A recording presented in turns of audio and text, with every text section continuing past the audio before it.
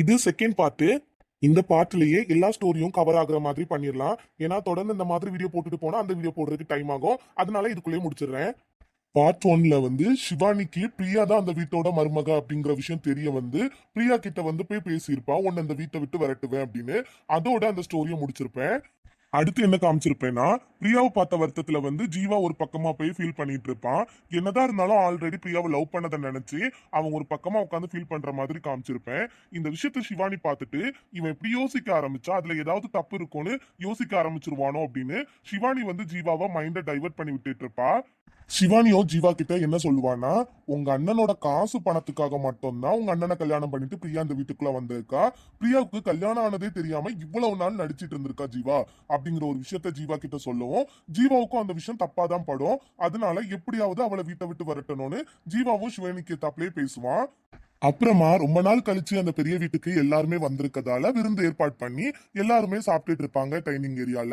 அந்த செகண்ட் சிவானி என்ன யோசிப்பானா, இந்த நிமிஷம் பிரியாவுக்கு ஜீவாவு தெரியும், ஜீவாவுக்கு பிரியாவு தெரியும் அப்படிங்கிற விஷயத்த சொன்னாதான் பிரியாவோட முகத்தர கிளியும் அப்படின்னு பிரியாவோட விஷயங்களை அந்த இடத்துல பேச ஆரம்பிப்பா. சிவானி ஒவ்வொரு விஷயங்களையும் சொல்ல சொல்ல அவங்களுக்கு புரிய வரும் சிவானி தான் பிரியாவோட தங்கச்சி அப்படின்னு. அப்புறமா ஜீவாவை பத்தியும் பிரியாவை பத்தியும் சிவானி அதிகமா சொல்ல ஆரம்பிப்பா. அப்புறம் தான் மித்ரனுக்கு புரியும், அவங்க தங்கச்சியால தான் அப்ப பிரியாவுக்கு ஏதோ பிரச்சனை போயிட்டு இருக்கு. அன்னைக்கும் அவங்க அப்பா வீட்ல இருந்து அழுதுகிட்டே தான் வந்தா. அப்ப இவளுக்கும் அவளுக்கும் ஏதோ இடையில பிரச்சனை இருக்குன்னு புரிஞ்சுக்கிட்டு மித்ரன் வந்து பிரியாவுக்காக அந்த இடத்துல சப்போர்ட் பண்ணி ஃபர்ஸ்ட் டைம் பேசுவான். மித்ரன் பிரியாவுக்கு சப்போர்ட் பண்ணி பேசினதால சிவானியோட பேச்சு வந்து அங்க செல்லுபடி ஆயிருக்காது. அதனால சிவானி யோசிப்பா, இனிமேல் கொஞ்சம் கொஞ்சமா காய நகர்த்தி தான் பிரியாவை வீட்டை விட்டு வெளியே அனுப்ப முடியும். இதுக்கு மேல அமைதியா இருந்துக்கலாம் அப்படின்னு அமைதியா இருப்பா. இந்த விஷயங்கள் எல்லாம் கேட்டுட்டு இருந்த பிரியாவுக்கு இதுக்கு மேல நம்ம இந்த வீட்டுல இருக்க வேண்டாம், சிவானியே நம்மளை பத்தி கேவலமா பேசி இந்த வீட்டை விட்டு வெளியே அனுப்புறதுக்குள்ள நம்மளே வீட்டை விட்டு போயிடலாம் அப்படின்னு ரூமுக்கு போயிருவா. ரூமுக்கு போய் நடந்த விஷயங்கள் எல்லாம் நினைச்சு அழுதுகிட்டு இருப்பா. அந்த நேரம் மித்ரன் ரூமுக்கு வருவான். மித்ரன் என்னாச்சுன்னு கேட்கவும் பிரியா எந்த ஒரு பதிலுமே சொல்லாம, சார் இந்த வீட்டை விட்டு நான் வெளியே போயிடுறேன் அப்படின்னு மித்ரன் கிட்ட சொல்லுவான். பிரியா வீட்டை விட்டு வெளியே போறேன்னு சொல்லவும் மித்ரனுக்கு ஏதோ மாதிரி இருக்கும். ஏன்னா திடீர்னு பிரியா எதுக்கு இந்த மாதிரி பேசுறா, அவங்க தங்கச்சி பேசினதால இந்த மாதிரி பேசுறாளோ அப்படின்னு பிரியா கிட்ட பேச்சு கொடுப்பான். ஆனா பிரியா இல்ல சார், நான் வந்து உங்களோட ஃபேமிலிக்கு செட் ஆக மாட்டேன், என்னால எந்த ஒரு பிரச்சனையும் வரதுக்குள்ள நான் வெளியே போயிடுறேன் அப்படின்னு மித்ரன் கிட்ட சொல்லுவா. ஆனா மித்ரனோ இல்ல பிரியா போக வேண்டாம், உங்களை வந்து கல்யாணம் பண்ணி நான் தான் கூட்டிட்டு வந்திருக்கேன், நடிக்கிறதுக்காக கூட்டினாலும் ஃபுல் அண்ட் ஃபுல்லி பாதுகாப்பா நான் இருக்கேன்னு சொல்லி தான் உங்களை வீட்டுக்கு கூப்பிட்டுருந்தேன். அதனால நீங்க வந்து வீட்டை விட்டு வெளியே போக வேண்டாம். அதுவும் இல்லாம எங்க வீட்டுல உள்ளவங்களும் எங்க அம்மா அப்பாவும் நம்ம ரெண்டு பேருக்கும் உண்மையாலுமே கல்யாணம் ஆயிருச்சு அப்படின்னு சொல்லி நினைச்சிட்டு இருக்காங்க. எங்க அம்மாவுக்கு உடம்பு சரியில்லை, நீங்க இந்த நேரத்துல போனீங்கன்னா அம்மாவோட உடம்பு ரொம்ப மாற்றமா இருக்கும் அப்படின்னு சொல்லவும் பிரியாவுக்கு கஷ்டமாயிரும். ஏன்னா அவங்க அம்மாவோட உடல்நிலை மாற்றத்தால தான் பிரியா கல்யாணம் பண்ணிருப்பாங்க. சரி இவங்க கஷ்டப்படக்கூடாது, அதுவும் மித்ரன் சொன்ன வார்த்தையாலையும் பிரியா சரி நான் அந்த வீட்டுல இருக்கேன்னு ஒத்துப்பாங்க. இருந்தாலும் பிரியாவுக்கு குற்ற உணர்ச்சி குத்திக்கிட்டே இருக்கும். சிவானி ஏதாவது பண்ணி இந்த விஷயத்த பெருசாக்கிட்டா குடும்பத்துக்கு ஏதாவது பிரச்சனை வந்துருமோன்னு சரி அப்படின்னு சொல்லிட்டு பாத்துக்கலாம் அப்படின்னு பிரியா விட்டுருப்பாங்க. மறுநாள் வந்து ஆபீஸ காமிச்சிருப்பேன். ஜீவா வந்து பிரியா மேல கோவத்துல இருக்க மாதிரி பேசிக்கிட்டே இருப்பான். ஏன்னா சிவானி பிரியாவை பத்தி தப்பு தப்பா ஜீவாவோட மனசுல வந்து பதிய வச்சிருப்பா. பணத்துக்காக தான் மித்ரன் மாமாவை கல்யாணம் பண்ணிட்டு அந்த வீட்டுக்குள்ள வந்திருக்கா, அவளை வீட்டை விட்டு வெளியே அனுப்பணும் அப்படிங்கிற விஷயத்த ஜீவாவோட மனசுல வந்து பதிய வச்சிருப்பா.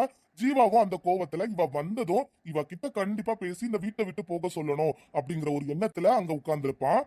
பிரியாவோ ஆபீஸ்க்கு வருவா. ஜீவா பிரியாவை கேபினுக்கு கூப்பிடுவான். கேபினுக்கு வரவும் என்னடி எங்க அண்ணனை பணத்துக்காக ஏமாத்தி கல்யாணம் பண்ணியா, எங்க வீட்டுக்கு வரதுக்கு உனக்கு தகுதியே கிடையாது, நீ ஒரு கேடு கட்டவா அப்படின்னு அசிங்கமான வார்த்தையால பிரியாவை பேசுவான். பிரியா அது தாங்க முடியாம நடந்தது என்னன்னு தெரியாம நீ பேசாத, இவ்வளவுதான் வார்த்தை, இதுக்கு மேல என்ன பேசினாலும் என்னாலவும் பேச முடியும் அப்படின்னு பிரியா வந்து எதிர்த்து பேச ஆரம்பிப்பா.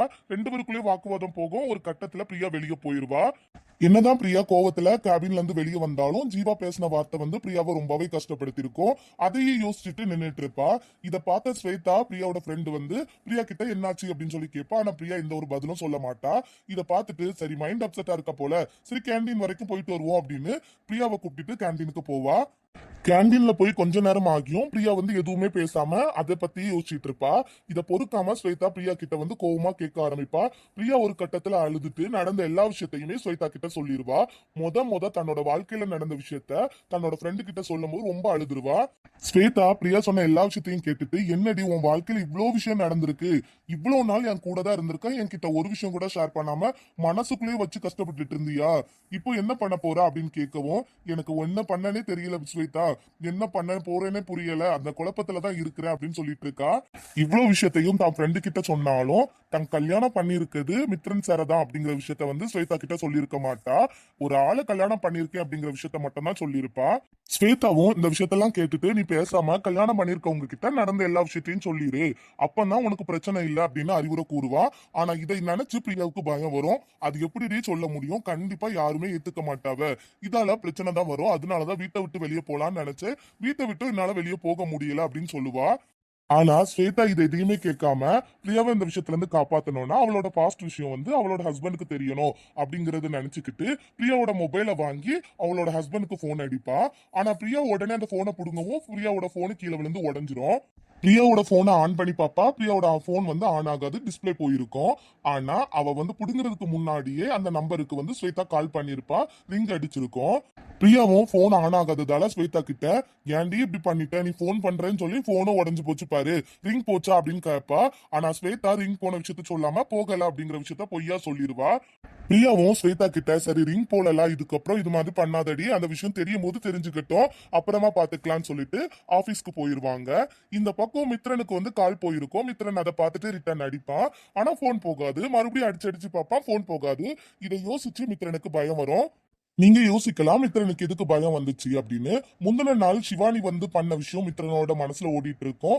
அதே மாதிரி பிரியா அந்த வீட்டை விட்டு போறேன் அப்படின்னு சொன்ன விஷயமும் மனசுல ஓடிட்டு இருக்கும்.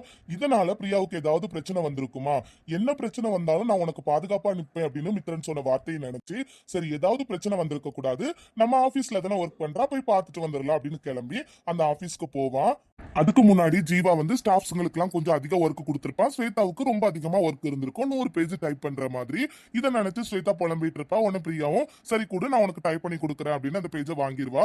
ஸ்வேதா கொடுக்க மாட்டா, ஆனா பிரியா வந்து பண்றேன்னு புடுங்கினதால கொடுத்துருவா. அந்த பேஜுங்களை பிரியா வந்து டைப் பண்ணிட்டு இருப்பா. இங்க எல்லாருமே ஒர்க்கை முடிச்சுட்டு கிளம்புவாங்க. ஆனா பிரியா ஸ்வேதா கிட்ட வாங்கின பேஜை டைப் பண்ணி முடிச்சுட்டு போனாதான் காலையில சப்மிட் பண்ண முடியும் அப்படிங்கறதால பிரியா வந்து ஒர்க்கை பார்த்துட்டு இருப்பா. ஸ்வேதா சொல்லுவா நீ வேணா கிளம்பு, நான் முடிச்சுட்டு கிளம்புறேன் அப்படின்னு பிரியா கிட்ட சொல்லவும் பிரியா இல்ல நான் முடிச்சுட்டு கிளம்புறேன், நீ கிளம்பு அப்படின்னு ஸ்வேதாவை கிளம்ப சொல்லிடுவா. ஆபீஸ்ல வேற யாரும் இருக்க மாட்டாங்க. அந்த நேரம் தான் மித்ரன் வந்து ஆபீஸ்க்கு வருவான். மித்ரன் பிரியா கிட்ட போனதும் பிரியா ஷாக் ஆயிருவா, என்ன சார் திடீர்னு வந்திருக்கீங்க அப்படின்னு. ஆனா வேற யாருமே இந்த ஆபீஸ்ல இருக்க மாட்டாங்க. மித்ரனோ இல்ல பிரியா நீங்க கால் பண்ணியிருந்தீங்களா, சரி ரிட்டர்ன் கால் பண்ணி பார்த்தேன் போன் போகல, ஒருவேளை ஏதாவது ப்ராப்ளமா இருக்குமோன்னு தான் வந்தேன் அப்படின்னு சொல்லவும் அதுக்கு பிரியா இல்ல சார் கைப்பட்டு தெரியாம வந்துருச்சு, மொபைல் வர உடஞ்சிருச்சு, அதான் போன் வந்திருக்காது அப்படின்னு சொல்றா. உடனே மித்ரனோ அப்படியா நான் ஏதோ ப்ராப்ளம் நினைச்சுதான் வந்தேன் பிரியா, நீங்க கிளம்பலையா அப்படின்னு சொல்லி கேட்கவும் இல்ல சார் கொஞ்சம் ஒர்க் பெண்டிங்ல இருக்கு, அதை முடிச்சுட்டு நான் கிளம்புறேன் அப்படின்னு பிரியா சொல்றா. உடனே மித்ரனோ சரி பிரியா நான் உங்களை கூட்டிட்டு போறேன் அப்படின்னு சொல்லிட்டு மித்ரன் வந்து ஆபீஸ்க்கு உள்ளாடி போய் உட்கார்ந்துருக்கான். இங்க பிரியா ஒர்க்க பாத்துட்டு இருப்பா. மித்ரனும் வந்து சரி உள்ள போய் பாத்துட்டு வரலான்னு போவான். இந்த பக்கம் ஜீவாவுக்கு யாரோ இருக்கிற மாதிரி தோணுனதால வந்து எட்டி பாப்பா. பிரியா வந்து ஒர்க் பண்ணிட்டு இருக்கத பார்த்துட்டு வசமா வந்து மாட்டினியா, நீ என்னைக்கு தனியா மாட்ட மாட்டான்னு நினைச்சேன், இன்னைக்கு உனக்கு வைக்கிறேன் ஆப்பு அப்படின்னு யோசிப்பா. ஜீவா ஒர்க் எல்லாம் முடிச்சுட்டு வெளியே வந்துட்டு செக்யூரிட்டி கிட்ட உள்ள வேற யாருமே இல்ல, டோரை லாக் பண்ணிருங்க அப்படின்னு சொல்லிடுவான். செக்யூரிட்டி இல்ல சார் எல்லாரும் வந்துட்டாங்களான்னு கேட்கும். எல்லாரும் வந்துட்டாங்க, அதான் நான் சொல்றேன்ல டோரை லாக் பண்ணிரு. மித்ரன் போனது வந்து அந்த செக்யூரிட்டி பாத்துருக்க மாட்டான், அதனால டோரை வந்து லாக் பண்ணிடுவான். ஆனா ஜீவா வெளியே போறதுக்கு முன்னாடி லேண்ட்லைன் கனெக்ஷனை வந்து உருவி விட்டுட்டு போயிடுவான். அதனால வந்து மொபைல் எதுவுமே ஒர்க் ஆகாது, என்ன பண்ணாலும் அவன் வெளியே வர முடியாது அப்படிங்கிற ஒரு பிளான பண்ணிட்டு அவன் போயிடுவான். ஆனா அவனுக்கு தெரியாது உள்ள பிரியா மட்டும் இல்ல மித்ரனும் இருக்கான் அப்படிங்கிற விஷயம். இங்க பிரியா ஒர்க்க முடிச்சுட்டு மித்ரனை தேடுவா. மித்ரனும் வருவா, சார் ஒர்க் முடிஞ்சாச்சு கிளம்பலாம் அப்படின்னு சொல்லுவா. மித்ரனோ சரி அப்படின்னு சொல்லிட்டு டோரை வந்து ஓபன் பண்ணதுக்கு போவாங்க. ஆனா டோர் லாக் ஆயிருக்கும். இதை பார்த்ததுமே அவங்களுக்கு ஒண்ணுமே புரியாது, அது எப்படி டோரை வந்து லாக் பண்ணிட்டாங்க அப்படின்னு. என்னெல்லாமோ பண்ணி பார்ப்பாவா, ஆனா டோர் ஓபன் ஆகாது. டோர் ஓபன் ஆகாததால மித்ரனுக்கு வந்து சந்தேகம் வரும். அப்ப நம்ம யோசிச்சது கரெக்டா தான் இருக்கு, பிரியாவுக்கு அப்ப இங்க ஏதோ பிரச்சனை இருக்குன்னு மித்ரனுக்கு வந்து சந்தேகம் வரும். மித்ரன் இதை யோசிச்சுட்டு இருக்கும்போது பிரியா மித்ரன் கிட்ட சார் டோர் லாக் ஆயிருச்சு, வேணும்னா லேண்ட்லைன் கனெக்ஷன் மூலமா போன் பண்ணி டோர் ஓபன் பண்ண சொல்லலாம் அப்படின்னு லேண்ட்லைன்ல ட்ரை பண்ணி பாப்பா. ஆனா அது வந்து ஒர்க் ஆகாது. உடனே மித்ரன் கிட்ட பிரியா கேப்பா, சார் உங்களோட மொபைல் கொடுங்க, என்னோட மொபைல் டிஸ்பிளே போயிருச்சதால போன் போகாது, உங்களோட மொபைல் கொடுங்க யாருக்காவது கால் பண்ணி ஓபன் பண்ண வைக்கலாம் அப்படின்னு கேட்பா. ஆனா மித்ரன் சொல்லுவா நான் அதை கார்லயே வச்சுட்டு வந்துட்டேன் அப்படின்னு. இதை கேட்டதும் பிரியாவுக்கு பக்குன்னு இருக்கும். ஐயோ சார் இனிமேல் என்ன பண்றது, டோர் வேற லாக் ஆயிருச்சு, இங்க லேண்ட்லைன்லயும் போன் போக மாட்டுது, இதுக்கு மேல ஒன்னும் பண்ண முடியாதா அப்படின்னு கேட்டுட்டு இருக்கும் போது கரண்ட்டும் ஆஃப் ஆயிரும். இதை பார்த்ததுமே மித்ரனுக்கு வந்து சந்தேகம் ஓவர் ஆகிட்டே இருக்கும். அது எப்படி ஒரே நாள்ல டோர் லாக் ஆகுது, லேண்ட்லைனுக்கு போன் போக மாட்டுது, கரண்ட் ஆஃப் ஆகுது. அப்போ இதை யாரோ பிளான் பண்ணி தான் பண்ணிருக்காங்க. அந்த கருப்பு ஆடு இந்த ஆபீஸ்க்குள்ள யாரு அப்படின்னு மித்ரன் யோசிக்க ஆரம்பிப்பான்.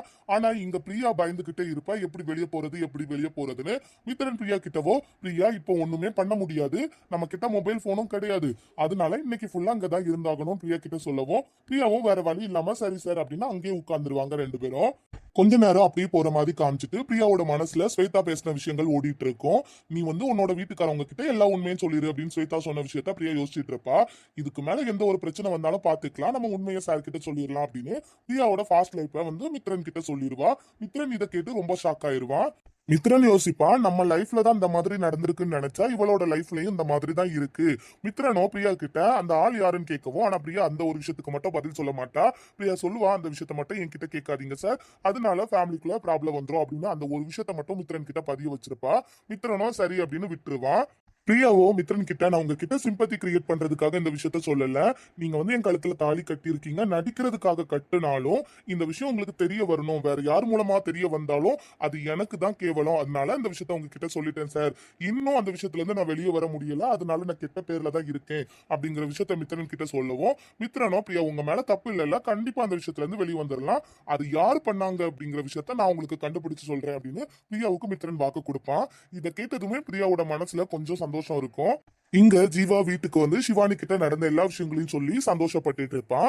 சிவானியும் சரி ஜீவா, நாளைக்கு காலையில நீ போகும்போது நானும் ஆபீஸ்க்கு வரேன் அப்படிங்கிற விஷயத்த சொல்லிட்டு போன வச்சிருவா. ஜீவாவும் ரொம்ப சந்தோஷத்துல காலையில எந்திப்பான். சரி இன்னைக்கு காலையிலேயே போய் திறந்தாதான் அவ என்ன நிலைமையில இருக்கா, இதுக்கு மேல நம்ம கிட்ட மோதக்கூடாது, நம்ம ஃபேமிலி விட்டு போயிடணும் அப்படின்னு அவளோட மனசுல பதியும் அப்படின்னு நினைச்சிட்டு கிளம்பி ஆபீஸ்க்கு வருவான். ஆனா அதுக்கு முன்னாடி ஸ்வேதா அங்க வந்து நிப்பா. ஸ்வேதா எதுக்கு அங்க வந்து நிப்பானா, அவளோட ஒர்க்கை பிரியா பண்ணதால அவ ப்ராஜெக்ட அவ தான் சப்மிட் பண்ணி ஆகணும், அதனால முன்னாடியே ஆபீஸ்ல வந்து நிப்பா. இதை பார்த்துட்டு ஜீவா ஷாக் ஆயிருவான். ஸ்வேதா கிட்ட ஜீவாவோ எதனால இந்த இவ்வளவு சீக்கிரமா வந்தேன்னு கேட்கவோ, இல்ல சார் கொஞ்சம் ஒர்க் பெண்டிங்ல இருந்து அதனால முடிக்கலான்னு வந்தேன்னு சொல்லுவா. சரி இவ நம்ம கூட இருந்தாலும் நல்லதுதான், நம்ம வந்து பண்ணதா யாருக்கும் சந்தேகம் வராது அப்படின்னு ஸ்வேதாவை கூட்டிட்டே ஆபீஸ்க்குள்ள போவா. உள்ள ஆபீஸ் வந்து கொஞ்சம் இருட்டா இருக்கதை பார்த்து ஜீவாவுக்கே ஷாக்கா தான் இருக்கும். ஏன்னா அவன் வந்து லேண்ட்லைன் கனெக்ஷனை மட்டும் தான் உருவி விட்டுருப்பானே தவிர கரண்ட் ஆஃப் பண்ணிருக்க மாட்டான். அது வந்து எதர்ச்சியா வந்து டிப்பர்ல போயிருக்கும். அவன் உள்ள தேடி பார்ப்பான், அங்க எதுவுமே இருக்காததால சிவா அந்த ஸ்வேதா கிட்ட சொல்லுவான், பேய் ஏதாவது டிப்பர் ஏதாவது போயிருக்கா அப்படின்னு சொல்லி பார்க்க சொல்லுவான். ஸ்வேதாவும் பார்த்துட்டு டிப்பரை வந்து ஆன் பண்ணி விடுவா. லைட் ஆன் ஆயிரும். அங்க வந்து பிரியா வந்து மித்ரன் மேல சாஞ்சிருக்க மாதிரி காமிச்சிருப்பேன். இதை பார்த்துட்டு வந்து ஜீவாவுக்கு ரொம்ப கோவம் வரும். ஜீவாவோ மனசுக்குள்ள இவளை ஒத்தைக்கு அடைச்சு போட்டு இவளை பழி வாங்கலாம்னு நினைச்சா இந்த இடத்துக்கு மித்ரன் அண்ணன் எப்படி வந்தான், எதுவுமே புரியலையே அப்படின்னு மனசுக்குள்ள ரொம்ப கோவமா குமுறிக்கிட்டே இருப்பான். ஆனா ஸ்வேதா இதை பார்த்து சந்தோஷத்துல இருப்பா. ஸ்வேதா கிட்ட தான் கல்யாணம் பண்ணியிருக்கிறது யாருன்னு சொல்லியிருக்க மாட்டான். ஆனா அந்த விஷயத்த பார்க்கும்போது ஸ்வேதாவுக்கே புரிஞ்சிடும், தம்பி இவன் அப்படிங்கும் போது அப்போ கல்யாணம் பண்ணது மித்ரன் சேரதானா அப்படிங்கிற விஷயம் ஸ்வேதாவுக்கு நல்லாவே புரிஞ்சிடும். ஸ்வேதா இதை பார்த்து சந்தோஷப்பட்டுட்டு தான் இருப்பா. ஜீவா அவங்க இருக்க போஸ பார்த்துட்டு ஸ்வேதா கிட்ட கோவமா அவங்கள போய் எழுப்பு, இதை என்னால பார்க்க முடியலன்னு கோவமா சொல்லவும், ஸ்வேதா மனசுக்குள்ள சந்தோஷப்பட்டுக்கிட்டே பிரியாவை போய் எழுப்புவா. அவங்களே எந்திரிச்சு நிப்பாங்க. ஆனா அவங்க எந்திரிச்சதுக்கு அப்புறமா ஜீவாவுக்கு பயம் வந்துடும். ஏன்னா மித்ரன் தான் அந்த ஆபீஸோட ஓனர், இவங்க ஒர்க் தான் பண்றானே தவிர மத்தபடி எந்த ஒரு இதுவும் அவனுக்கு கிடையாது. அவன் எந்திரிச்சு மித்ரனை பார்க்கவும் மித்ரன் வந்து கோவமா இருப்பான். மித்ரன் கிட்ட ஜீவா கேட்பான், அண்ணன் நீ எப்படி இங்க அப்படின்னு கேட்பான். ஜீவா கேக்குற கேள்வியால மித்ரன் வந்து கோபமாயி, நான் இங்க இருக்கிறதெல்லாம் இருக்கட்டும், நீ எதுக்கு இவ்வளவு சீக்கிரமா ஆபீஸ்க்கு வந்த, அதுவும் இல்லாம உள்ள ஒரு ஆள் இருக்காங்கன்னு தெரியாம டோர் எப்படி லாக் ஆச்சு, லேண்ட்லைன் கனெக்ஷன் எப்படி கட் ஆச்சு, இதுக்கான பதில் எனக்கு இப்ப வந்தாகணும் அப்படின்னு ஜீவா கிட்ட கேட்பா. ஜீவாவும் அது எனக்கு தெரியலன்னா நான் கிளம்பி போயிட்டேன், எதனால டோரை லாக் பண்ணாங்கன்னு தெரியல அப்படின்னு எதுவுமே தெரியாத மாதிரி பதில் சொல்லுவான். ஆனா மித்ரன் வந்து அதை ஏத்துக்கவே மாட்டான். மித்ரனுக்கு ஒரு விஷயத்த சொல்லணும்னா கண்டிப்பா ஆதாரம் இருக்கணும், அதனால மித்ரன் வந்து பதில் கேட்பான். ஜீவா திணறிட்டே இருக்கதை பார்த்து எனக்கு பதில் ரெடி பண்ணி வை, நான் வீட்டுக்கு போய் ரெடி ஆயிட்டு மறுபடியும் வந்து கேட்பேன் அப்படின்னு சொல்லிட்டு மித்ரன் வந்து பிரியாவை கூட்டிட்டு வெளியே போயிருவான். இங்க ஜீவா மித்ரன் வந்து பதில கேட்பேன் அப்படின்னு சொன்ன விஷயத்த நினைச்சுக்கிட்டு பயந்துகிட்டே இருப்பான். இப்ப மித்ரன் கிட்ட நம்ம என்ன பதில் சொல்றது, நம்ம வேணும்னே அடிச்சு போட்டோம் பிரியா இப்படி அப்படின்னா அவன் கிட்ட போய் சொல்ல முடியும் அப்படின்னு யோசிச்சுக்கிட்டே இருப்பான். அங்க அவனுக்கு பயம் வந்து தூக்கி வாரி போட்டுக்கிட்டே இருக்கும். இங்க மித்ரனோட வீட்டுல வந்து மித்ரனும் பிரியாவும் வீட்டுக்கு வரலையே அப்படின்னு சொல்லி பயந்துகிட்டே இருப்பாங்க. அப்புறமா காலையில மித்ரனும் பிரியாவும் வரதை பார்த்துட்டு அவங்க அம்மா என்னாச்சுன்னு கேட்பாங்க. நடந்த விஷயத்தெல்லாம் சொல்லுவான். சொல்லிட்டு டே இது எப்படி நடந்துச்சு, தனியா பிரியா மாட்டியிருந்தா என்ன இருப்பா அப்படின்னு சொல்லி மித்ரனோட அம்மா மித்ரன் கிட்ட கேட்கவும் மித்ரனும் அதுக்கான பதில உங்க பிள்ளைய தான் ரெடி பண்ணி வச்சிருக்க சொல்லியிருக்கேன். அதனால அவன் கிட்ட போய் கேட்கணும். நான் இப்ப கேட்டுட்டு வந்து உங்ககிட்ட சொல்றேமா அப்படின்னு சொல்லிட்டு பிரியாவை கூட்டிட்டு ரூமுக்கு போயிருவான். பிரியா கிட்ட மித்ரன் சொல்லுவான், இன்னைக்கு நீ ஆபீஸ்க்கு வர வேண்டாம், நான் மட்டும் போய்க்கிறேன் அப்படின்னு சொல்லுவான். பிரியாவோ இல்ல சார் ஒர்க் கொடுத்திருந்தாங்க அது முடிக்கல அப்படின்னு சொல்லவும் மித்ரன் சொல்லுவான், வேண்டாம் பிரியா, இன்னைக்கு ஒரு நாள் வீட்டுல இருங்க, இன்னைக்கு நான் என் ஆபீஸ்க்கு போயிட்டு வந்துடுறேன், நாளைக்கு நீங்க வழக்கம் போல நீ ஒர்க் பண்ற ஆபீஸ்க்கு போ அப்படின்னு சொல்லிட்டு மித்ரன் வந்து கிளம்பி ஜீவாவை பார்க்க பிரியா ஒர்க் பண்ற ஆபீஸ்க்கு வந்துருவான். எங்க ஜீவாவோ மித்ரன் பதில் கேட்க வந்திருக்கத பார்த்துட்டு ஷாக் ஆகி போய் நிற்பான். மித்ரன் ஜீவா கிட்ட, என்ன ஜீவா இதுக்கான பதில ரெடி பண்ணிட்டியான்னு கேட்கவும் ஜீவாவோ, அண்ணா விசாரிச்ச வரைக்கும் எல்லாம் யதார்த்தமா தான் நடந்திருக்கு, இதுல வேற யாரும் எதுவும் பண்ணலனா அப்படின்னு மித்ரன் கிட்ட பதில் சொல்றான். ஆனா மித்ரனோ இதுக்கு மேல கேட்டா இதுக்கான உண்மை வெளியே வராதுன்னு யோசிச்சுட்டு, சரிடா ஜீவா நீ சொல்றத நான் ஏத்துக்கிறேன், ஆனா இதுக்கு பின்னாடி யாரு என்ன பண்ணிருக்காங்கன்னு தெரியாது, என்ன பண்ணாலும் அவங்களுக்கு ஒரே ஒரு விஷயம் தான் நான் சொல்லுவேன், பிரியாவுக்காக யாரும் இல்லைன்னு நினைச்சிட்டு தான் அவளை இந்த மாதிரி பண்ணிருக்காங்க, அவளுக்காக நான் இருக்கேன், என் பொண்டாட்டிக்காக எந்த வகையிலயும் நான் வந்து நிப்பேன் அப்படின்னு மித்ரன் வந்து ஜீவா முன்னாடி சவால் விடுவான். மித்ரனோட பேச்ச கேட்ட ஜீவாவுக்கு கோபம் அதிகமாகும். ஆனா மித்ரன் இருக்கதால அது எதையுமே காட்டிக்காம நார்மலா இருக்கிற மாதிரி காட்டியிருப்பான். மித்ரனோ அதை பேசிட்டு அங்க இருந்து வெளியே போயிருவான். நடந்த எல்லா விஷயத்தையுமே ஜீவா வந்து சிவானி கிட்ட சொல்லி புலம்பிட்டு இருப்பான். சிவானியும் வழக்கம் போல எல்லாத்துக்கும் காரணம் பிரியா தான் இந்த மாதிரி மாமாவை மாத்தி வச்சிருக்கா அப்படின்னு ஜீவாவை கூட கொஞ்சம் ஏத்தி விடுறா. இதெல்லாம் கேட்டுக்கிட்டு ஜீவாவுக்கு இன்னமும் கோபம் அதிகமாகிட்டு இருக்கு. அப்புறமா கொஞ்சம் எபிசோட் நார்மலா போகிற மாதிரி காமிச்சிருப்பேன். அதுக்கப்புறமா மித்ரன் யோசிப்பான், பிரியா இந்த விஷயத்த சொல்லியிருக்கா, இதுக்கு மேலேயும் இந்த விஷயத்த நார்மலா விடக்கூடாது, ஏன்னா இதுல பிரியா எந்த ஒரு தப்புமே பண்ணாம அவ மேல ஒரு கெட்ட பேர் வந்திருக்கு, அவள் அந்த பேர்ல இருந்து வெளியே கொண்டு வரணும் அப்படின்னு மித்ரன் அதுக்கான விஷயங்களை பண்ண ஆரம்பிப்பான். இதுக்காக ஆகாஷ் கிட்டையும் உதவி கேட்பான். ஆகாஷும் மித்ரன் கிட்ட என்ன சொல்லுவானா, டே நீ வேற ஆபீஸ்ல இருக்க, இங்க இருந்த பிரியாவோட விஷயங்களை நம்ம சமாளிக்க முடியாது, பிரியா சொன்ன விஷயத்த பார்த்தா அந்த ஆபீஸ்ல தான் அவளுக்கு எதிராக யாரோ ஒருத்தவங்க இருக்காங்க, அதனால நீ அங்க இருந்து பண்ணா மட்டும்தான் எல்லா விஷயங்களையும் கரெக்டா பண்ண முடியும் அப்படிங்கிற விஷயத்த சொல்லவும் மித்ரனுக்கும் மனசுல ஒரு எண்ணம் தோணும், நீ ஆகாஷ் சொல்றது கரெக்ட் தானே அப்படின்னு. அதனால மித்ரன் வந்து எல்லா விஷயங்களையும் யோசிச்சு பார்ப்பான். எல்லா விஷயங்களையும் யோசிச்சு பார்த்துட்டு, சரி பிரியாவோட ஆபீஸ்ல ஒரு 3 நாள் ஒர்க் பண்ணலாம், ஒர்க் பண்ணி பார்த்தா ஒவ்வொருத்தவங்களோட நடவடிக்கை எப்படி இருக்கு, யார் மேல என்ன தப்பு இருக்கு, பிரியாவை யார் ஆபீஸ்ல வச்சு போட்டுனா பிரியாவுக்கு நடக்கிற விஷயத்துக்கு யாரு காரணம் அப்படிங்கிற விஷயத்த கண்டுபிடிச்சிடலாம் அப்படின்னு மித்ரன் வந்து அந்த ஆபீஸ்ல போய் 3 நாள் ஒர்க் பண்ணுவான். முதல் நாள் மித்ரன் அந்த ஆபீஸ்க்கு போவான். அதனால ஆபீஸ்ல எல்லாருக்குமே ஷாக்கா இருக்கும், திடுதிப்புன்னு மித்ரன் சார் ஆபீஸ்க்கு வந்திருக்காங்களேன்னு. ஆனா மித்ரன் எல்லார்கிட்டையும் சொல்லிடுவான், 3 நாள் இந்த ஆபீஸ்ல தான் நான் ஒர்க் பண்ண போறேன், இங்கதான் இருப்பேன், அதனால நீங்க நார்மலாவே இருக்கலாமா. ஆனா எல்லாரும் நார்மல் ஆனாலும் ஜீவாவுக்கு பயம் அதிகமாகும். மித்ரன் என்ன எதுக்கு திடுதிப்புன்னு இந்த ஆபீஸ்ல ஒர்க் பண்ண போறேன்னு சொல்றான், ஒண்ணுமே புரியலையேன்னு ஜீவா பயந்துகிட்டே இருப்பான். மித்ரனும் ஜீவா கிட்ட போய், நீ பயப்படாதடா, 3 நாள்ல போயிருவேன், நீ நார்மலாவே ஒர்க்க பாரு, அதிகமா இருக்கதாலதான் இங்க வந்து ஒர்க்க பாக்குறேன் அப்படின்னு சொல்லிட்டு ஜீவாவை வந்து சமாதானப்படுத்துவான். என்னதான் ஜீவாவை மித்ரன் வந்து சமாதானப்படுத்தி பேசுற மாதிரி சொன்னாலும் ஜீவாவுக்கு ஏதோ சந்தேகம் இருந்துகிட்டே இருக்கும். மித்ரன் எனக்கு கண்டிப்பா சந்தேகம் வந்துருச்சு, அதனாலதான் இந்த ஆபீஸ்ல வந்து ஒர்க் பண்ண நினைக்கிறான், என்ன பண்ண போறான்னு தெரியலையே அப்படின்னு ஜீவா அதை நினைச்சு குழம்பிட்டு இருப்பான். அந்த நேரம் தான் சிவானி வந்து ஆபீஸ்க்கு வருவா. சிவானியும் மித்ரன் வந்தது தெரியாம ஜீவாவோட கேபின்குள்ள போயிருவான். ஆனா ஜீவாவோட கேபின்குள்ள மித்ரன் தான் இருப்பான். மித்ரன் பார்த்துட்டு சொல்லுவான், என்னம்மா இந்த ஆபீஸ்க்கு வந்திருக்கா அப்படின்னு சொல்லி கேட்பான். ஆனா சிவானி ஷாக்ல இருந்ததால எதுவுமே பேச மாட்டா. இம்மா நான் மித்ரன் தான், என்னம்மா இப்படி முடிச்சிட்டு இருக்க அப்படின்னு கேட்கவும் அதுக்கு சிவானி ஜீவா மாமா அப்படின்னு கேட்பான். ஜீவா வெளியே ஒர்க்கர்ஸ் கூட இருந்து ஒர்க் பண்ணிட்டு இருக்காம, போய் பாரு அப்படின்னு சொல்லுவான். இல்ல மாமா இங்க தானே, அவன் இப்போ ஒர்க்கர்ஸ் கூட போய் ஒர்க் பண்ணிட்டு இருக்காமா, நீ அவனை போய் பாரு, 3 நாள் நான் அங்கதான் ஒர்க் பண்ண போறேன் அப்படின்னு சிவானி கிட்ட சொல்லவும் சிவானிக்கு ஒண்ணுமே புரியாது. சிவானி ஜீவா கிட்ட போய் எதனால அப்படின்னு சொல்லி கேட்க போவா. ஜீவாவும் சிவானி கிட்ட நடந்த எல்லா விஷயத்தையும் சொல்லுவா. இதை கேட்டு சிவானிக்கு கோவம் வரும். இந்த தற்கொலைக்கு ஒண்ணுமே தெரியாது போல, மித்ரன் மாமாவோட பெரிய ஆளுன்னு நினைச்சு இவனா பிரியா கிட்ட இருந்து பிரிச்சா இவன் அவரோடவும் காலுக்கு கீழே கிடக்கான், இதுக்கு மேலையும் இவனை நம்புறதை விட்டுட்டு மித்ரன் மாமாவை தான் நம்ம வழிக்கு கொண்டு வரணும் அப்படின்னு சிவானி மட்டமா யோசிப்பா. யோசிச்சது மட்டும் இல்லாம ஜீவாவோட மூளையை குழப்பி விடணும் அப்படிங்கிறதுக்காக ஜீவா கிட்ட, என்ன ஜீவா உன்னை வந்து இவ்வளவு தூரம் வெளியே கொண்டு உட்கார வச்சுட்டா, இதுக்கு மேலே நீ பிரியாவை விட்டு வைக்க போறியா, பிரியாவை உங்க வீட்டை விட்டு வரட்டலன்னா இந்த இடத்துல கூட நீ இருக்க மாட்ட அப்படின்னு சொல்லி ஜீவாவை வந்து ஏத்தி விட்டுக்கிட்டே இருப்பா. இதனால ஜீவா கோவமாயி என்ன பண்ண சிவானி அப்படின்னு சிவானி கிட்டே ஐடியா கேட்பான். சிவானியும் ஜீவா கிட்ட, நம்ம பண்ண வேண்டிய எல்லா விஷயத்தையும் பண்ணிட்டோம், ஆனா அது பிரியாவை எந்த வகையிலுமே அஃபெக்ட் பண்ணல, அதனால அந்த போட்டோ வந்து காமிச்சிடலாம் அப்படின்னு ஜீவா கிட்ட சொல்லுவான். ஜீவாவும் உடனே சரி நான் கொண்டு போய் காமிக்கிறேன் அப்படின்னு சொல்லுவான். உடனே அதுக்கு சிவானி சொல்லுவா, இல்ல ஜீவானி போய் காமிச்சா கண்டிப்பா தப்பாயிரும், ஓ மேல தப்பான பார்வை போயிரும், அதனால நான் போய் காமிக்கிறேன், நான் போய் காமிச்சேன்னா சொந்த தங்கச்சி இந்த போட்டோவை காமிக்கிறானா அப்ப உண்மையாலுமே பிரியா அந்த மாதிரி ஆளுதான் அப்படின்னு சொல்லிட்டு மாமா நம்பிடுவாவ அப்படின்னு வந்து ஜீவா கிட்ட சொல்லுவா. ஜீவாவும் சரி நீ போய் காமி அப்படின்னு சிவானிய சொல்லுவான். சிவானியும் சந்தோஷத்துல மித்ரன் கிட்ட போய் அந்த போட்டோவை காமிக்க போவான். கண்டிப்பா அந்த விஷயத்த பார்த்துட்டு மித்ரன் கோவப்பட்டு பிரியாவை வீட்டை விட்டு விரட்டிடுவாங்க. இது கண்டிப்பா நடக்க போகுது, நான் தான் அந்த வீட்டுல போய் சந்தோஷமா வாழ போறேன் அப்படின்னு சிவானி வந்து நிறைய மனக்கோட்டையை கட்டிட்டு வந்து மித்ரன் கிட்ட அந்த போட்டோவை காமிக்க போவான். ஆனா மித்ரன் வந்து அந்த போட்டோவை பார்த்துட்டு எந்த ஒரு ரியாக்ஷனுமே காமிக்க மாட்டான்.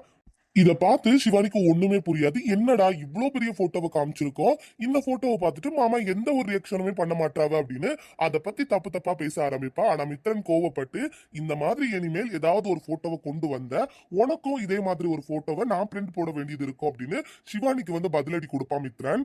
சிவானியோ மித்ரன் கிட்ட, என்ன மாமா பிரியாவோட முகத்தறிய கிளிக்கலான்னு உங்ககிட்ட வந்து நான் ஆதாரத்தை காமிச்சா நீங்க இந்த மாதிரி என்ன கேவலப்படுத்தி பேசுறீங்க அப்படின்னு மித்ரன் கிட்ட கேட்கவும், மித்ரனோ இந்த மாதிரி யாராவது கிராபிக்ஸ் பண்ணி வந்து காமிச்சா நான் எப்படி நம்ப முடியும் அப்படின்னு சொல்லி மித்ரன் வந்து சிவானி கிட்ட கேட்கிறான். அதுக்கு சிவானியும், இல்ல மாமா இது கிராபிக்ஸ் கிடையாது, இது வந்து உண்மையா நடந்த விஷயம் தான். இந்த போட்டோ என்கிட்ட இருந்தா நான் உங்ககிட்ட எப்படி காட்டுறதுன்னு தயங்கி தங்கி இருந்தேன்.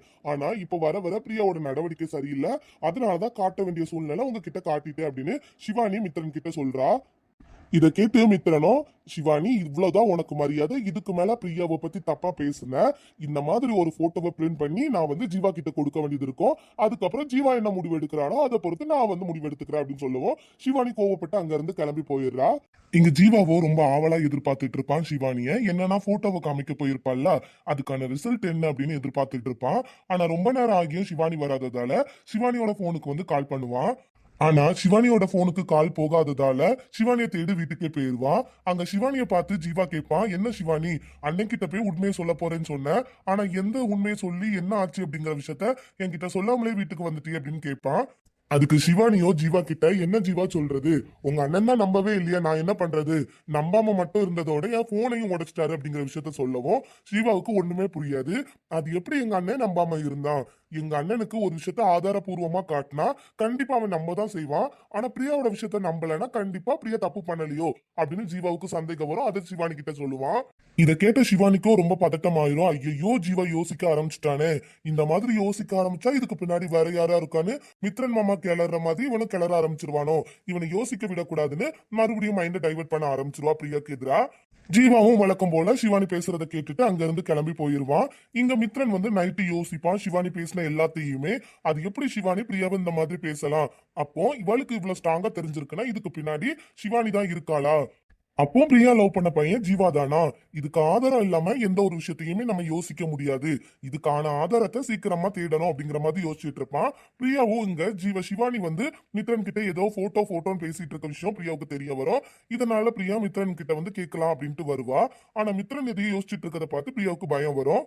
பிரியாவும் மித்ரன் கிட்ட வந்து, சார் எதுக்கு இங்க உட்கார்ந்து இருக்கீங்க, உள்ள வரலையா அப்படின்னு சொல்லி கேட்கவும் மித்ரன் வந்து பிரியாவோட மைண்ட் டைவர்ட் பண்ணணும், இந்த விஷயம் பிரியாவுக்கு தெரியக்கூடாது அப்படிங்கிறதுக்காக பிரியா கிட்ட வந்து சீண்டி பார்ப்பான். எந்த மாதிரி அப்படின்னா, நான் சைட் அடிச்சிட்டு இருக்கேன், ஏத்த வீட்டு மாடி, அந்த மாடி சீன் எல்லாம் கொஞ்சம் காமிச்சிருப்பேன்.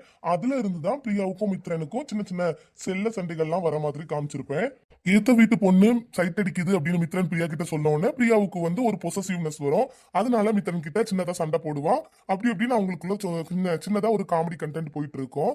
மறுநாள் வழக்கம் போல மித்ரன் கிட்ட வந்து ஆகாஷ் கேட்பான், டே நேத்து போயிட்டியே, என்னதோ விஷயம் வந்து சிவானி உன்கிட்ட சொல்ல வந்தாலே அப்படின்னு ஆகாஷ் போய் மித்ரன் கிட்ட கேட்பான். மித்ரனும் நடந்த எல்லா விஷயத்தையுமே ஆகாஷ் கிட்ட சொல்லுவான்.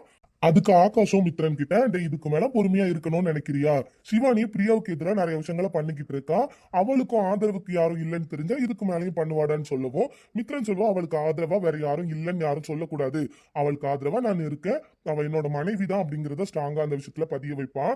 அதுக்கப்புறம் என்ன சொல்லுவானா, அப்போ உன் மனசுல வந்துட்டாளான்னு கேட்கவும், என் மனசுல வரல, ஆனா மனைவிங்கிற பதவியில அவ மட்டும்தான் இருக்கா, இனிமேலும் இருப்பா அப்படிங்கறத சொல்லுவா. இதை கேட்டதுமே ஆகாஷ்க்கு சந்தோஷமா இருக்கும். அதுக்கப்புறமா ஒரு சில எபிசோட்லாம் இந்த மாதிரி காமிச்சிட்டு இருப்பேன். மித்ரனுக்கும் பிரியாவுக்கும் சின்ன சின்ன செல்ல சண்டைகள்லாம் நடக்கும். அதுக்கு அடுத்தது என்ன நடக்கும் அப்படின்னா, அங்க ஸ்வேதாவோட ஃப்ரெண்டு, ஸ்வேதா பிரியா ஃப்ரெண்டு ஆனந்த்னு ஒருத்தர் இருப்பான். அவங்களோட அத்தை பையனுக்கு, அதாவது அத்தை பையனுக்கு கல்யாணம் அப்படின்ட்டு பத்திரிக்கை வந்து பிரியாவுக்கு கொடுப்பான். பிரியாவும், நான் எனக்கு கல்யாணம் ஆயிருச்சு நீ சார் கிட்ட கொடு அப்படின்னு சார் கிட்ட கொடுக்க வைப்பான். அவனும் சார் கிட்ட கொடுத்துட்டு ஃபேமிலியா வந்துருங்க அப்படின்னு சொல்லிட்டு போயிடுவான். இங்க பிரியா கிட்ட கேட்கவும், பிரியா போகணும்ல சார், என்னோட ஃப்ரெண்டு, அதுவும் இல்லாம அவன் பத்திரிக்கை கொடுத்துருக்கான், நம்ம ஃபேமிலியா போகணும் அப்படின்ட்டு மொத்த பேரும் கிளம்பி கிராமத்துக்கு போவாங்க. அந்த கிராமத்துல உள்ள கண்டென்ட்டோட தான் சேனல் ரிமூவ் ஆயிருச்சு. இவ்வளவுதான் அந்த கதையில நடந்திருக்கும். நான் சொன்ன வரைக்கும் மித்ரன் பிரியாவோட ஸ்டோரி மட்டும் தான். இதுல சித்தார்த் ஸ்டோரியும் உண்டு. அதுக்கப்புறமா சரவண மீனாட்சி, கையல் கதிர், இவங்க எல்லா ஸ்டோரி, அதுக்கப்புறம் ஆகாஷ், ஸ்வேதா, சித்துவுக்கு என்ன நடந்திருக்கும்னா பழசெல்லாம் மறந்துருக்கோம்னு ஃபர்ஸ்ட் எபிசோட்லயே சொல்லியிருப்பேன். பழசெல்லாம் மறந்ததால அவளோட ஒய்ஃபை வந்து வீட்டை விட்டு வெளியே அனுப்பியிருப்பாங்க. அது யாரு அப்படின்னு அடுத்தடுத்த எபிசோட்ல காமிக்கிறேன். அதனால அவங்க ஒய்ஃப் வெளியே வந்து இருப்பாங்க. நிறைய சுச்சுவேஷன்ல ஒய்ஃபை பாக்குற மாதிரியும் ஒய்ஃபோட குழந்தைய பாக்குற மாதிரியும் காமிச்சிருப்பேன். ஒரு கட்டத்துல இவ தான் தன்னோட ஒய்ஃப் அப்படின்னு சித்துவுக்கு தெரிய வரும். ஏன்னா ஸ்டோர் ரூம்ல ஒரு போட்டோ எடுக்க போமா, அதுல வந்து அந்த பொண்ணும் அவனும் மேரேஜ் ஆகி இருக்கிற போட்டோவை பார்த்துட்டு இவ தான் நம்ம ஒய்ஃபோ அப்படின்னு சொல்லிட்டு இவளை தேடி போய் 2 நாள் அங்க ஸ்டே பண்ணி மறுபடியும் வீட்டுக்கு கூட்டிட்டு வர மாதிரி காமிச்சிருப்பேன். அதுக்கடுத்த எபிசோட்ல இனிமேல் வர எபிசோட்ல தெளிவா காமிக்கிறேன். இவ்வளவு தான் சித்துவோட ஸ்டோரி. சரவணன் மீனாட்சி ஸ்டோரி அப்படி என்னன்னா, மீனாட்சி வந்து காலேஜ் வந்து செகண்ட் இயர் படிப்பா. ஆனா சரவணன் வந்து பிகாம் முடிச்சுட்டு எம்காம் செகண்ட் இயர் படிச்சுட்டு இருப்பான். அவங்களுக்குள்ள என்ன ஸ்டோரி அப்படின்னா, சரவணனுக்கு வந்து பேசிக்காவே லவ்ங்கிறது பிடிக்காது. எதனால பிடிக்காது அப்படின்னா, மித்ரன் வந்து ஆல்ரெடி லவ் பண்ணி அது மூலமா ஃபெயிலியர் ஆகி அவன் வாழ்க்கையில நிறைய விஷயங்கள் நடந்திருக்கும். அது காமிக்கல, ஆனா போக போக காமிக்கிறேன். அதனால தன்னோட அண்ணன் வாழ்க்கையில கஷ்டப்பட்ட மாதிரி நம்ம அந்த மாதிரி ஃபீல்டுக்குள்ள போகக்கூடாது அப்படின்னு அவன் வாழ்க்கையை ஜாலியா கொண்டு போவான். பொண்ணுங்கிற கேரக்டர் வேண்டாம் அப்படிங்கிற மாதிரி போயிட்டு போவான். ஆனா அவனுக்கு என்னன்னா, எப்படி சொல்றது, யாராவது ஒரு சின்ன பொண்ணுங்க வந்து சின்னதா தப்பு பண்ணாலும் ஸ்ட்ரெயிட்டா திட்டுற குணம். அதே மாதிரி மீனாட்சி வந்து ஒரு நாள் வந்து சரவணனை இடிச்சிருப்பா. ஆனா சரவணன் அன்னைக்கு இருந்த கோவத்துல மீனாட்சி கண்ணா பின்னமா திட்டிருப்பா. இதனால மீனாட்சிக்கு கோவம் வந்துடும். இன்னொரு நாள் வந்து அவங்க அத்தை பொண்ணு ஒருத்தியை காட்டியிருப்பா. அவ வந்து சரவணன் கிட்ட போய் ப்ரொபோஸ் பண்ணுவா. ஆனா சரவணன் ஏத்துக்க மாட்டா. அதுக்கான காரணத்தை வந்து சொல்லுவான். கூடயே கிடந்து வளர்ந்ததால எனக்கு தங்கச்சிங்கிற ஃபீல்டா இருக்கு, எனக்கு வேற ஃபீல் இல்ல, அதனால லவ் பண்ண மாட்டேன், தூர போயிரு அப்படின்னு கத்துவான். ஆனா மீனாட்சி தூரத்துல இருந்து பார்க்கும்போது இவன் வந்து பொண்ணுங்கனாலே இப்படிதான் பேசுவான் போல, இவனுக்கு பொண்ணுங்களை மதிக்க தெரியல, இவனை ஏதாவது பண்ணணும் அப்படின்னு பழி வாங்கணும் அப்படிங்கிறதுக்காக தான் இவனை வந்து லவ் பண்ற மாதிரி நடிக்க ஆரம்பிப்பா. ஏன்னா பொண்ணுங்களை மதிக்க தெரியணும். இவன் நான் பார்த்த வரைக்கும் பொண்ணுங்களை வேற மாதிரி தான் பேச ஆரம்பிக்கிறான். அப்போ இவனை லவ் பண்ண வச்சு அந்த செகண்ட்ல பொண்ணுனா என்னன்னு காமிக்கணும் அப்படிங்கிற கான்செப்ட்ல தான் மீனாட்சியோட கான்செப்ட் போயிருக்கு. அதுக்கு வந்து கொஞ்சமா மூவ் ஆயிருக்கு. அதுக்கான ஸ்டோரி போக போக வரும். இவ்வளவு தான் அதுக்குள்ள நடந்திருக்கா. கதிர் கதையில வந்து கதிர் வந்து என்னன்னா, அவன் வந்து ஒரு போலீஸ் ஆபீசர். ஒரு சில விஷயங்கள்ல அதிகமா தலையிட்டதால அவனை வந்து சஸ்பெண்ட் பண்ணியிருப்பாங்க. அதனால சரி சஸ்பெண்ட் பண்ணதால அங்க இருக்க முடியாதுன்னு சொல்லிட்டு இங்க வந்து அவங்க ஊர்ல இருப்பான். ஊருக்கு வர அன்னைக்கு என்னன்னா, கையலோட அண்ணனை வந்து கதிரோட அக்கா வந்து லவ் பண்ணுவாங்க. சரி அவங்க பேசிட்டு இருக்கும்போது கையல் வந்து சரி உங்களுக்கு பாதுகாப்பா நிக்கன்னு வெளியே நின்றுட்டு இருப்பா. அப்பதான் கதிர் சஸ்பெண்ட் ஆகி ஊருக்குள்ள வருவான். அவனை வந்து அந்த இதுகிட்ட போக விட மாட்டான். அங்க 2 லவ்வர்ஸ் வந்து லவ் பண்ணிட்டு இருக்காங்க, நீ அங்க போக கூடாது அப்படின்னு வந்து கையல் வந்து கதிர் கிட்ட சொல்லவும், அவனும் அது யாருன்னு திரும்பி பார்த்தா தன்னோட அக்காவா இருக்கும். அந்த செகண்ட் தெரியும் தன் அக்கா வந்து அக்கா தான் லவ் பண்றா போல அப்படின்ட்டு. அதனால பிரச்சனை ஆரம்பிக்கும்.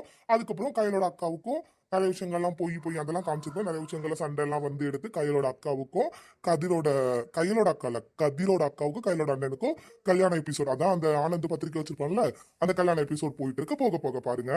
அப்புறமா இருக்கிறது வந்து ஆகாஷ் ஸ்வேதாக்கு வந்து லவ் வந்து எக்ஸ்பிரஸ் ஆகுற மாதிரி காமிச்சிருக்க மாட்டேன். ஒரு நாள் வந்து மித்ரனை பாக்குறதுக்காக யார் வருவா, ஆகாஷ் வருவான். அப்போ வந்து ஸ்வேதா பார்த்தோன்னா அவனுக்கு பிடிக்கும். திருதுப்புன்னு அவ ஸ்வேத வந்து சிப்ஸை வச்சுதான் அவளோட விஷயத்த வந்து கான்செப்டா ஆரம்பிச்சிருப்பேன்.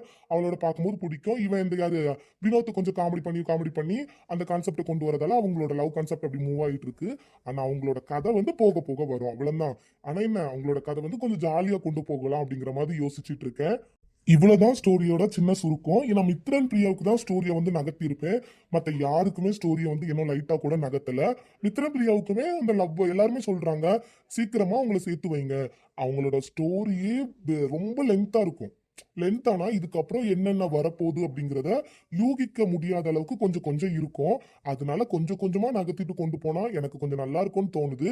அதனால உங்களுக்கு பிடிக்கும்னா அந்த மாதிரி கொண்டு போறேன். இல்ல சீக்கிரமா ட்விஸ்ட் எல்லாம் ரிவீல் பண்ணி ஸ்டோரியை காமிங்கனாலும் பிரச்சனை கிடையாது. இல்ல இப்படியே கொண்டு போங்க, இதுதான் பிடிக்கும் அப்படின்னாலும் கொண்டு போறேன்.